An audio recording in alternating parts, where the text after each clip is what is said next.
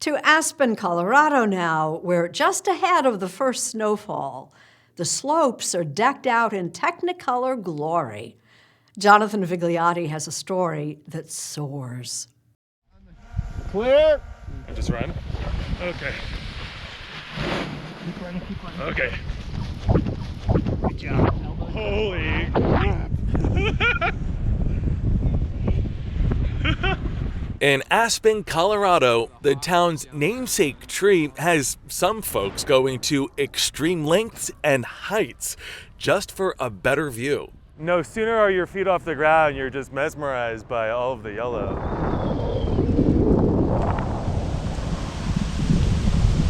The quaking aspen got its name because of how its normally green leaves chime in the wind, but it's best known for the dazzling show it puts on about 2 weeks out of every year, when its vibrant autumn color transforms this ski town, which used to be a silver mining outpost, into a gilded one. What is it about Aspen and the leaves that have so many people willing to jump off a cliff? You don't get the perspective of how vast it is unless you're getting that bird's eye view. People ask me all the time, do I get tired of doing this or do I get bored of it? I don't. It's pure raw beauty.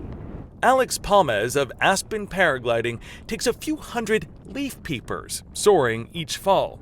Peepers are people who go that extra mile to capture fall's fireworks, even if that means a bumpy landing. Yeah, okay. Are you okay? Yeah. This is kind of the epicenter of leaf peeping. Well, it looks like this mountain is on fire. Oh yeah. It's unbelievable. Certainly looks like somebody painted it. Naturalist Jeb Hines says these strokes of color are nature's design.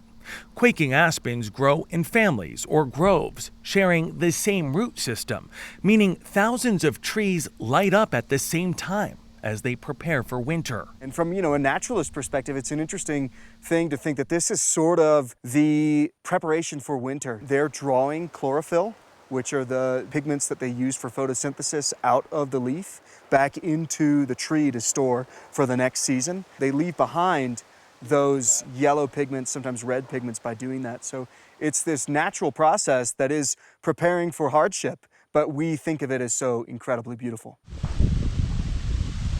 And all that beauty draws lots of admirers. On September 1st, it just starts and people are calling. So September 1st, you've got people calling you up being like, when are the leaves changing yellow? Oh yeah, sure. We've sometimes kind of thought of this as quiet time, and it sort of was an open secret among locals and Coloradans that, hey, the best time to be in the mountains is actually September.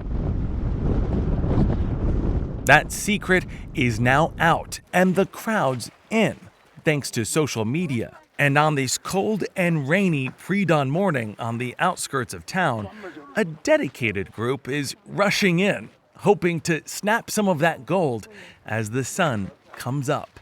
We had a little sleepover last night, got up early, and it's a big adventure. Yeah.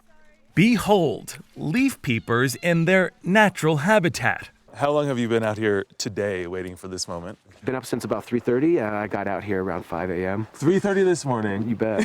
Photographer and Aspen resident Craig Turpin says there's nothing quite like fall here. It's just such a mystical, magical, beautiful scene that unfolds for a few weeks a year. I can't think of a time I've heard somebody so excited to see leaves. Yeah, we're very thankful for trees out here in Aspen. I mean, they're beautiful year-round, but there's nothing like when they turn these colors of gold and orange. A lot of photographers are out here to capture that mix of the seasons of fall and winter kind of touching.